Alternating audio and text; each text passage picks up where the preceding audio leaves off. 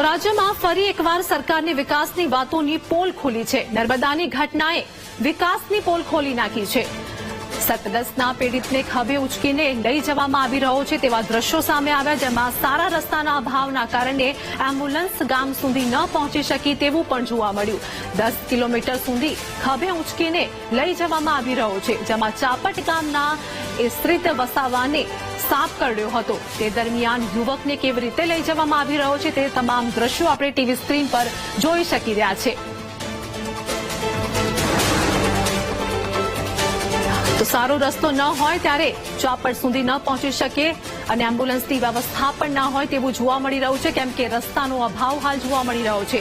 રાજ્યમાં ફરી એક વખત આવી ઘટના સામે આવી છે। તો નર્મદાના ચાપટ ગામની ઘટનાએ વિકાસની પોલ ખોલી નાખી છે। સતડસના પીડિતને ખભે ઉંચકીને લઈ જવામાં આવી રહ્યો હોય તેવો વિડીયો જોવા મળી રહ્યો છે। સારો રસ્તો ન હોય તેવું જોવા મળી રહ્યું છે।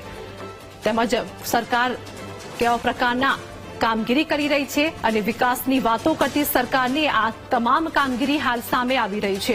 લોકોને હાલાકી પડી રહી છે તેવું પણ સામે આવી રહ્યું છે। સંવાદદાતા ગૌરવ અમારી સાથે જોડાઈ ગયા છે। ગૌરવ, ઘટના અંગે વાત કરી કે એટલે કે રાજ્યમાં ફરી એકવાર સરકારની વિકાસની વાતોની પોલ ખુલી ગઈ છે।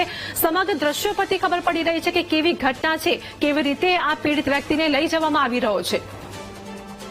આ જે પીડિત વ્યક્તિ છે એ લાકડા પર બાંધીને લઈ જવામાં આવી રહ્યો છે। અગાઉ પણ આ જે ગામ ખરું ચાપટ પેટા, એની અંદર અગાઉ પણ આવી ઘટના ઘટી ચૂકી છે અને વ્યક્તિ મૃત પામ્યો હતો। જે આભાર ગૌરવ, અમારી સાથે જોડાવા બદલ, માહિતી આપવા બદલ।